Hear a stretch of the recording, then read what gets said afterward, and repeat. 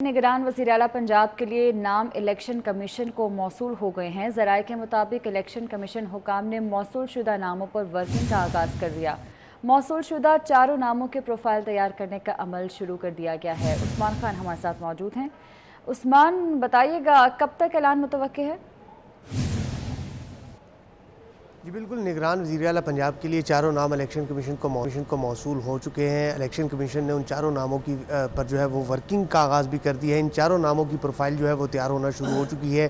इनकी तालीमी काबिलियत और इन्होंने किन किन शोबाजात में काम किया है और इनकी क्या कारकर्दगी है, इसकी एक तफसीली फहरिस्त तैयार की जाएगी, जिसके बाद कल इलेक्शन कमीशन ऑफ पाकिस्तान का इजलास chief election commissioner Sikandar Sultan Raja के ज़ेर सदारत होगा, जिनमें चारों नाम पेश किए जाएंगे, जिनमें हुकूमत की जानिब से जो दो नाम हैं, जिनमें अहमद नवाज सुखेरा, नवीद अकरम चीमा है, और अपोजिशन की जानिब से सैयद मोहसन रज़ा नकवी और आहद चीमा का नाम शामिल है। इन चारों नामों पर जो है वो कल गौर होगा।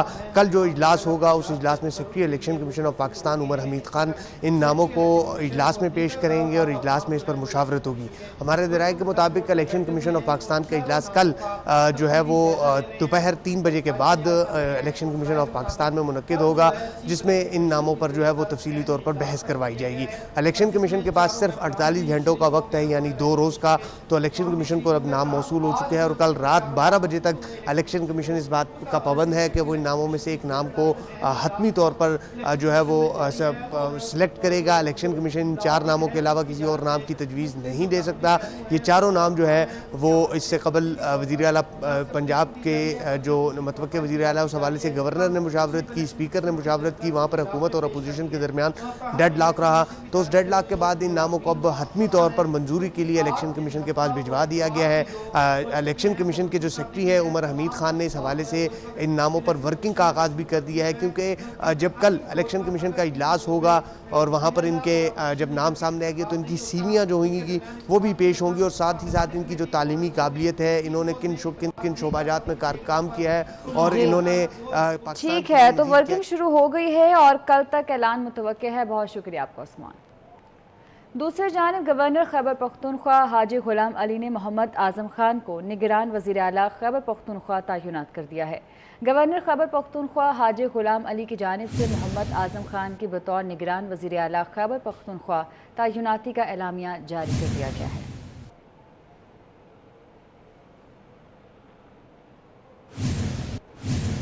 मेयर कराची कौन होगा? सियासी जमातों के राब्ते तेज, सियासी जोड़ तोड़ उरूज पर। जमात इस्लामी का पाकिस्तान तहरीक इंसाफ से रब्ता हुआ है। जमात इस्लामी का वफ्द हाफिज नईमुर रहमान की क़यादत में आज PTI रहनुमाओं से मुलाकात करेगा। दोनों रहनुमाओं में मेयर और डिप्टी मेयर के मामले पर अहम मुशावरत होगी। जमात इस्लामी की जानिब से PTI से हिमायत हासिल की जाएगी। तो आपको अपडेट कर रहे हैं, मेयर कराची कौन होगा? राब्ते तेज़ हैं, सियासी जमातों के राब्ते तेज़, जबकि सियासी जोड़ तोड़ भी उरूज पर है। जमात इस्लामी का पाकिस्तान तहरीक इंसाफ से राब्ता हुआ है।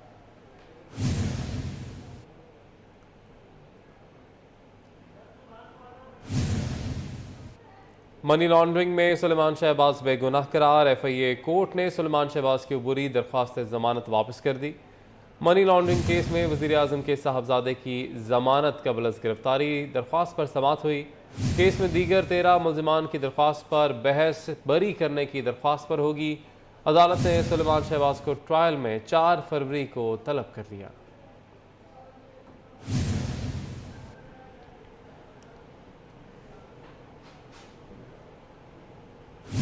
सूबाई वज़ीर सैयद गनी की जानिब से अपोजिशन लीडर हलीम आदिल शेख के खिलाफ केसेस की समाअत हुई। सैयद गनी और हलीम आदिल शेख के वकला अदालत में पेश हो गए। आपने हलीम आदिल शेख के खिलाफ हत्या के इज्जत का केस किया है। अदालत का सैयद गनी से मुकालमा। आपस में मिल बैठ कर सुलह कर लें, अदालत का सैयद गनी से मुकालमा। सैयद गनी ने अदालत की जानिब से सुलह करने की बात के बाद हलीम आदिल शेख को गले लगा लिया।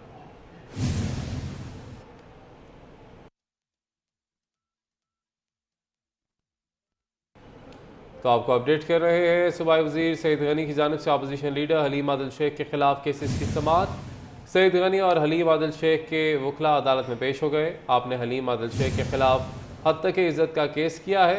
अदालत का सैयद गनी से मुकालमा। आपस में मिल बैठ कर सुलह कर लें, अदालत का सैयद गनी से मुकालमा।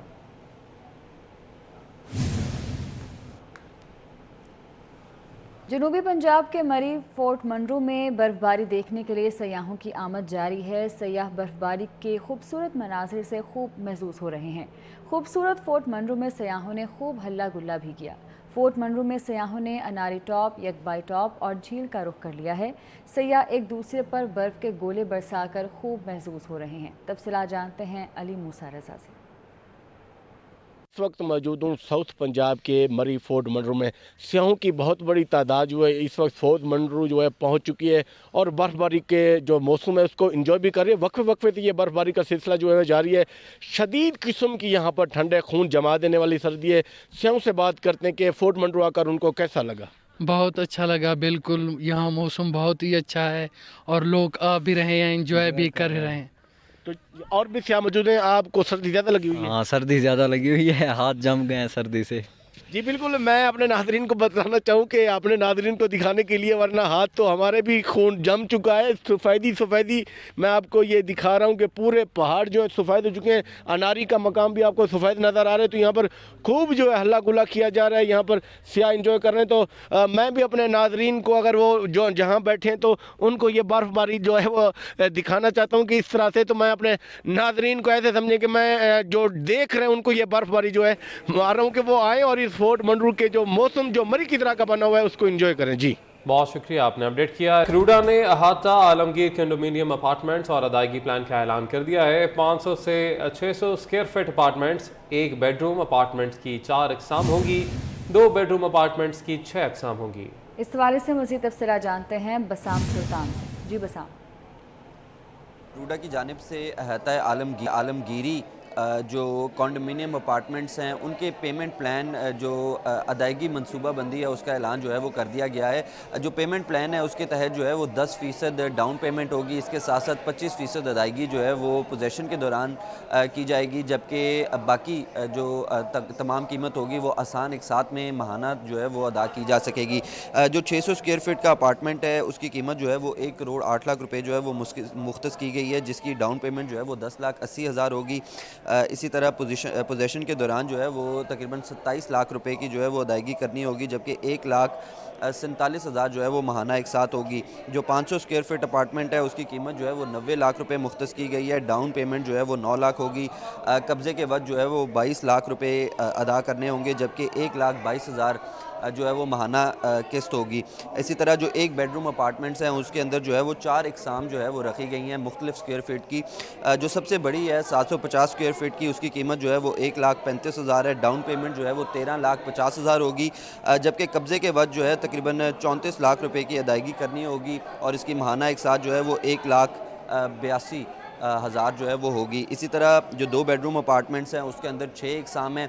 जो सबसे हाई एंड अक़साम है उसका जो साइज़ होगा वो 1450 स्क्वायर फीट होगा। इसकी कीमत जो है वो 2 करोड़ तकरीबन 60 लाख रुपए जो है वो रखी गई है। डाउन पेमेंट जो है वो 26,10,000 होगी।